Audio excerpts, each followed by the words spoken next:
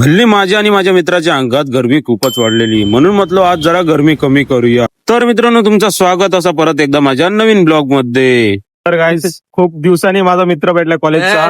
बेवरा बेवरा काय अवतार झालंय बघा त्याचा बेवरा कामावर बेवरा जाऊन. मित्र बेवरा बेवरा हर किसी की कहानी अलग होती है. होय रे रोन्या, हर किसी की कहानी अलग होती है. आणि दुपारी घरात बसून माका येत होतो, लय बेकार कंटाळो. आणि या गरमीत तर खूपच म्हटलं गरमीत आज काहीतरी थंड खाऊ काय. मग येऊन पोचलो एक कलिंगडवाल्याकडे इले आणि कलिंगड घेतलं एक प्लेट. आणि मग गेले जरा मित्राच्या स्पोर्ट दुकानात. तिकडे जरा आमका करूची होती मॅचेची चर्चा.